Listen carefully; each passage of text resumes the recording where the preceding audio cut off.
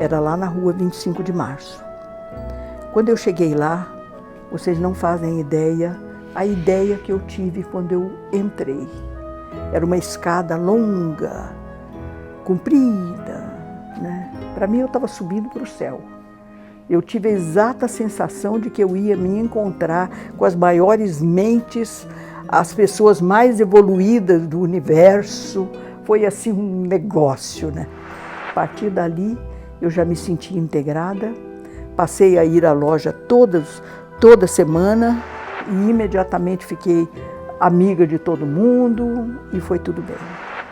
Na gestão seguinte, era a gestão do Frater Isamu Yamamoto. E ele ficou sabendo que eu gostava de tocar piano, gostava de cantar e tal, então ele me convidou para ser sonoplasta. A minha vida Rosa Cruz começou assim. Comecei a atuar como sonoplasta dentro do templo, na ritualística, em 1972, na loja da 25 de março.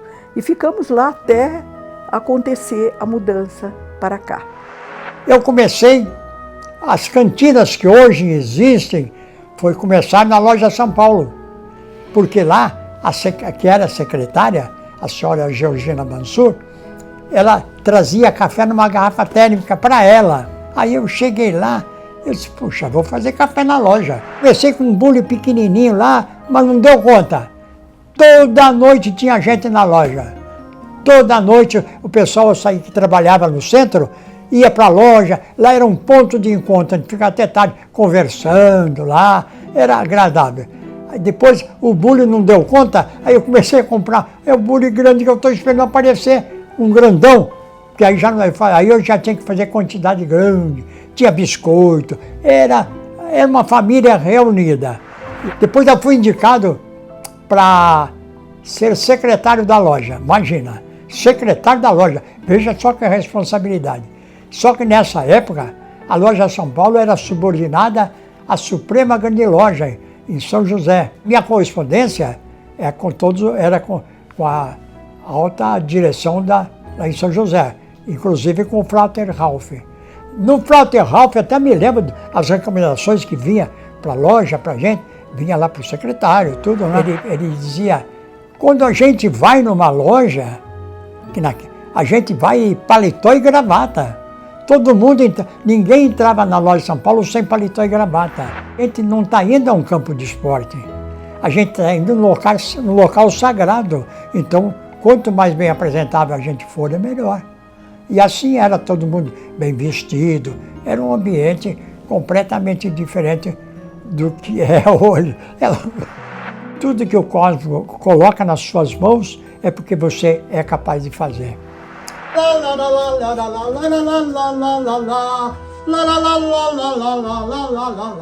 A ti, ó grande Deus do universo, eu te saúdo, implorando a tua proteção, favorecendo meu corpo físico, meu corpo material, para que eu seja um instrumento repetindo a tua paz, o teu amor, a tua alegria para todas as pessoas, para que todos sejam felizes como eu sou também.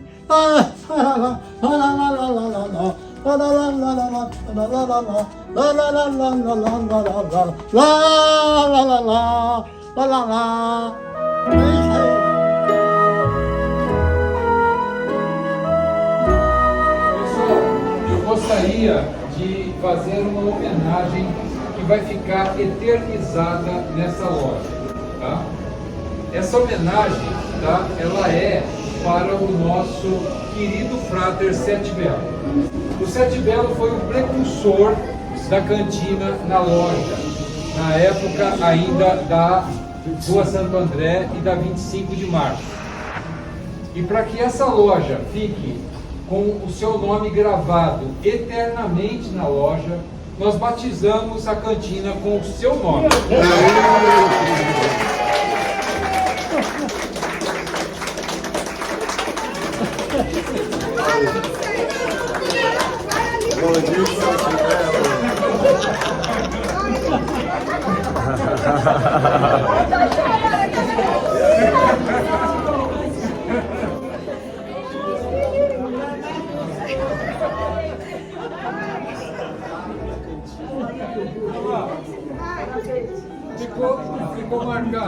para sempre. Vamos caprichar na foto. Olha aqui, segura aí.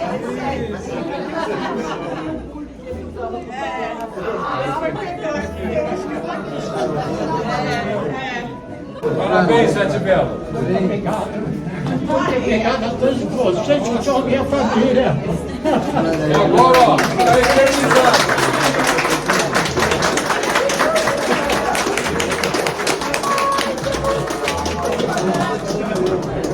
Então, comecei a frequentar a loja São Paulo na 25 de março. E para mim, naquela época, era bastante mágica aquela situação. Desde a forma como era o espaço, né, até as pessoas com as quais eu convivi naquela época. Eram portas compridas de duas folhas, né, uma porta bem comprida. E sendo que uma das portas ela ficava constantemente fechada e na outra é a que era a entrada para a loja. O que me chamava muito a atenção é que era uma porta bonita, bem alta e estreita, e a maçaneta era um triângulo, né? Eu comecei a frequentar a loja São Paulo em 88, mas a loja não era como é hoje. Ela estava ainda com alguns probleminhas, não existia, por exemplo, o nosso auditório. O nosso auditório foi feito depois. Inclusive, quando ele foi feito, eu estava como membro da loja São Paulo. Aqui era um estacionamento. E exatamente bem no centro aqui, que é bem embaixo da Shekinah,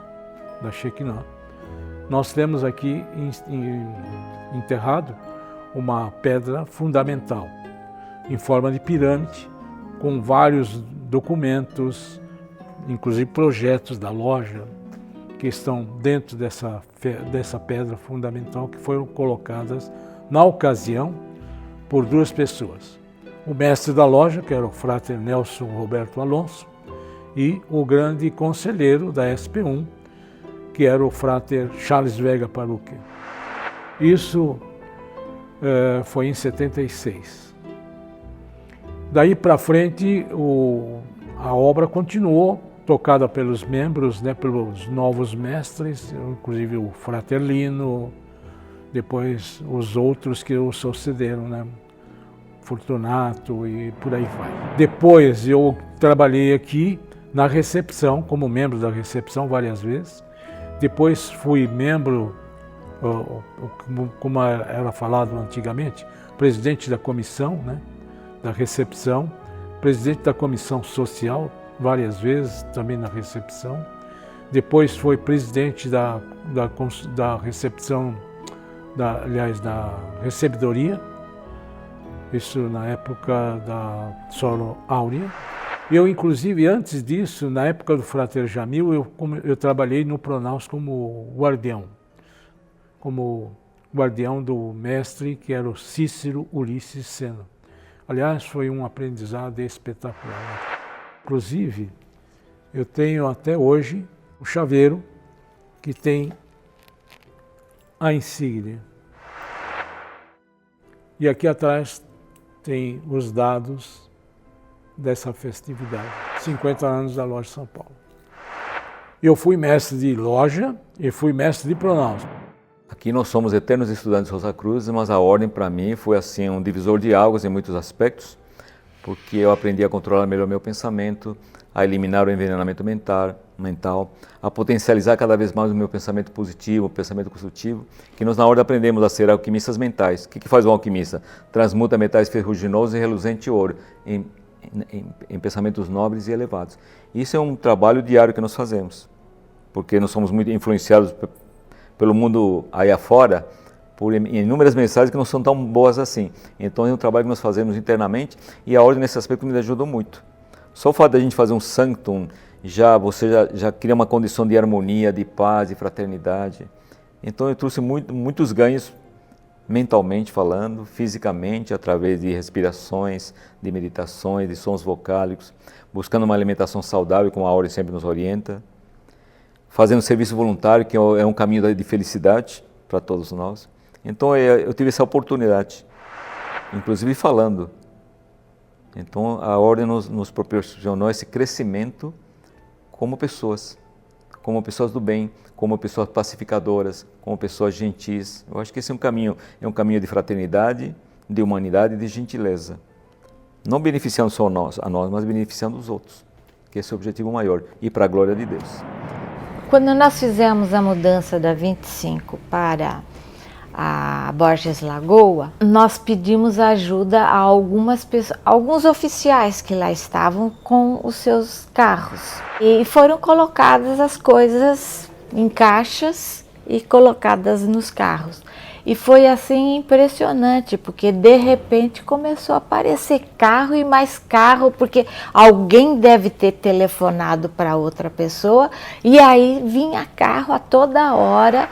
E assim nós fomos colocando tudo nas caixas, o que podia colocar nas caixas e trazer para a loja. Então, essa união e o entusiasmo que eu já tinha falado. Então, isso foi nítido nessa mudança. E nós fizemos assim, em um dia fizemos toda a mudança.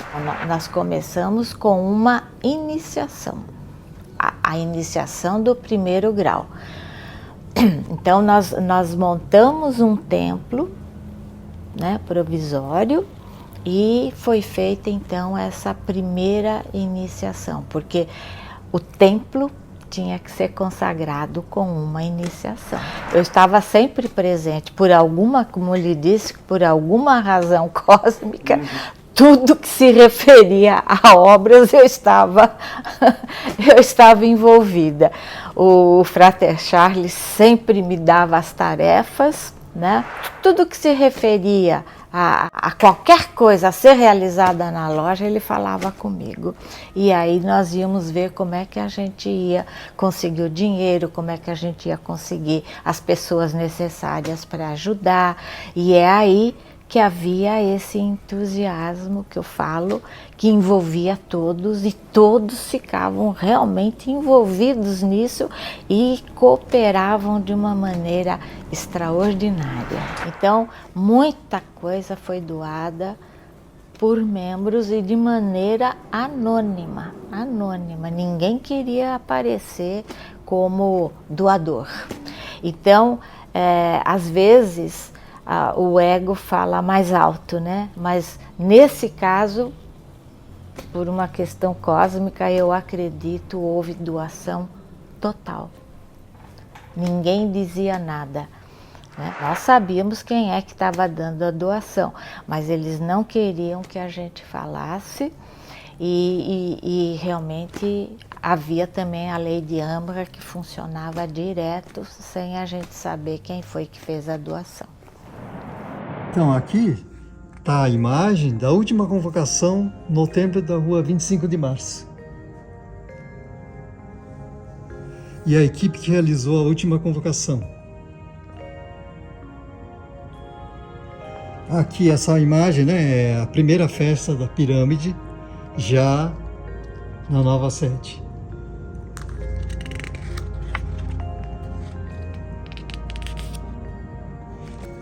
Está aqui o bolo, né, de inauguração do templo provisório. Não, inauguração do templo provisório, mas na verdade é referente à primeira etapa da obra da Borges Lagoa. E essa aqui é a entrada de membros para a primeira convocação em 79. Tudo isso na gestão da senhora Ingrid Hagdal.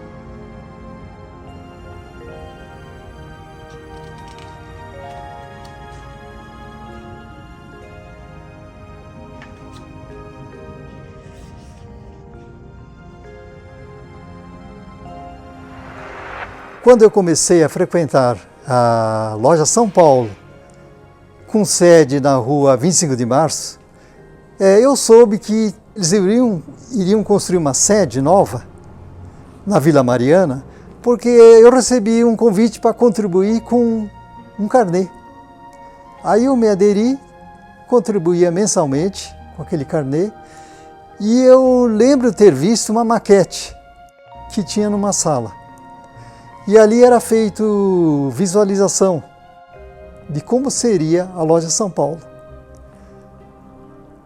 Bom, a minha única participação sobre a construção do templo, na época, era com o carnê, uma contribuição mensal, né?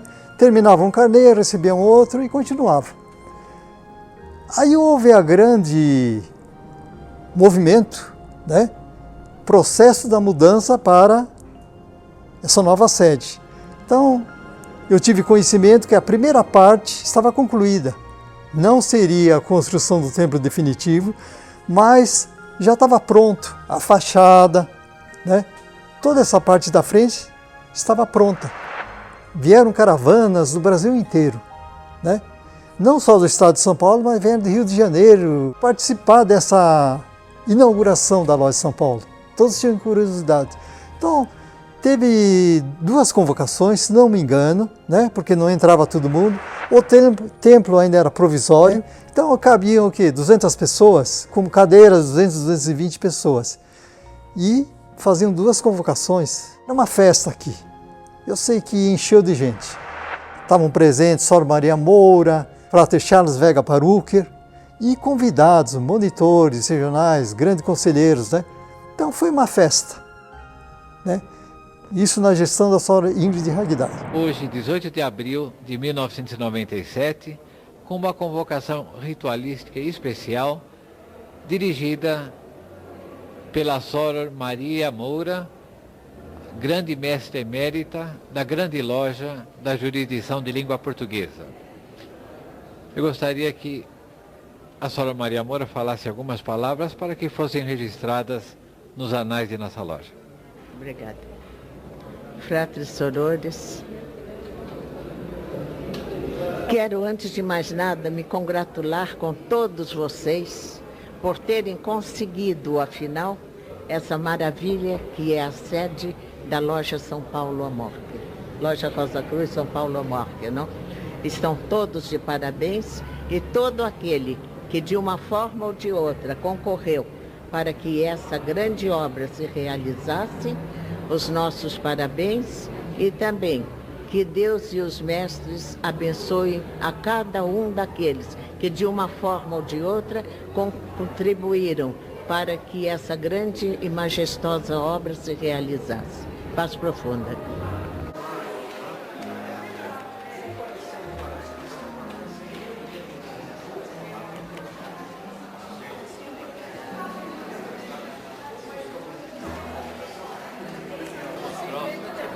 Depois disso, a loja entrou no seu ritmo normal. Evidentemente, para as atividades da rua 25 de Março, como lá a instalação era pequena, né?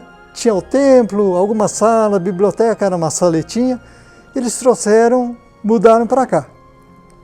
E durante a semana a loja estava vazia, né? Não tinha muitas atividades, ainda estava se adaptando ao tamanho dessa construção nova.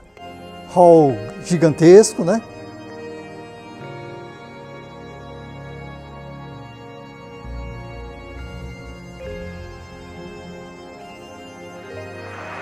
Quase como atualmente, quase, né?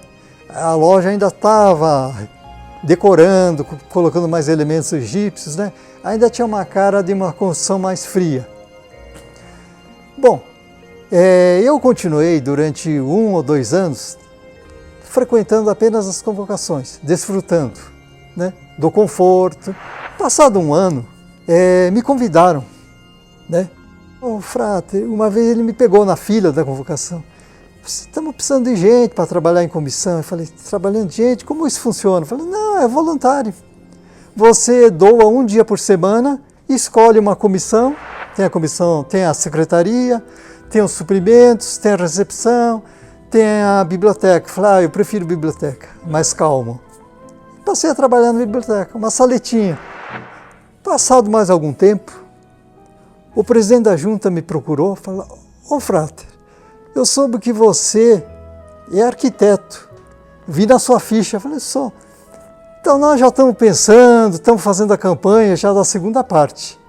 Ele falou, olha, ano que vem nós estamos querendo já ter um bom dinheiro e tá aqui, ele trouxe uma caixa com o projeto, cópias do projeto do templo. Ele falou, aqui. Eu queria que você olhasse se nós estamos em condições de começar já a obra, né? Eu falei, tá bom. Ele falou, olha, tem uma coisa, nós queremos um templo gigantesco, o maior do mundo, 400 lugares. Eu falei, vou conferir. Aí levei para casa, tal, olhei e eu vi que não havia detalhamento do templo. E eu pensei, bom, eu na minha profissão agora eu preciso doar, contribuir com a Ordem Rosa Cruz, com a Loja São Paulo, né? Voluntário. E eu analisei todo o projeto. Tinha um profissional, um escritório de arquitetura que projetou a Loja São Paulo, incluindo o templo. Não tinha detalhe de como seria o layout lá dentro. Um layout feito por um Rosa Cruz, de como deveria ser o templo Rosa Cruz, com simbologias, só tinha mesmo indicação. E eu conferi o número de lugares e verifiquei que caberia apenas 180 pessoas. Eu cheguei para ele, no outro dia levei e falei, olha, dá para chegar a 320 lugares. E na festa de Ano Novo, colocando cadeiras adicionais, a gente chega em 400. Ele falou, então tá ótimo. A parte interna do templo ficou a cargo do ex-mestre Frate Oswaldo Corazza e as paredes, né, as pinturas, a cargo do Frade Eduardo Vilela, que também decorou todas as antecâmaras, umbral, né? O Frade Eduardo Vilela desenhava na parede, né, o contorno, e uma equipe ele fazia um modelo, uma equipe ia com pincel, repetia. Então foi tocado com mãos aí de dezenas de fraturas. Isso ocorreu em toda a parte do templo. Aqui vemos um sacerdote, ele se vestido com a pele de leopardo, e para executar esse trabalho foi feito o seguinte, foram escolhidas os desenhos, foram colocados numa transparência, foram passados por uma transparência, o desenho foi projetado na parede.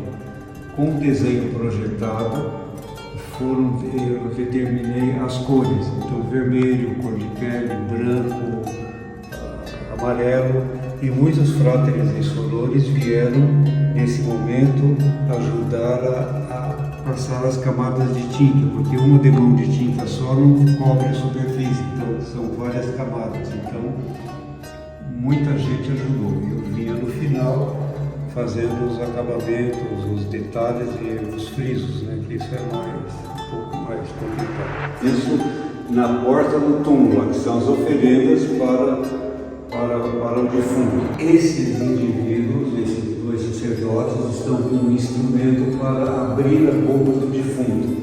É uma cerimônia chamada esmatauí, de abertura dos olhos e da boca do defunto. Então, passando esses instrumentos na boca e nos olhos do defunto, ele queria dizer que ele já está pronto para entrar no reino de Osíris, os campos do além. Aqui é o Anubis, os protetores do embalsamento ritual funerário, que seria um sacerdote com a máscara de Anubis, na porta do túmulo. Isso representa o túmulo, o túmulo está no deserto, as areias, e aqui vemos duas carneiras chorando.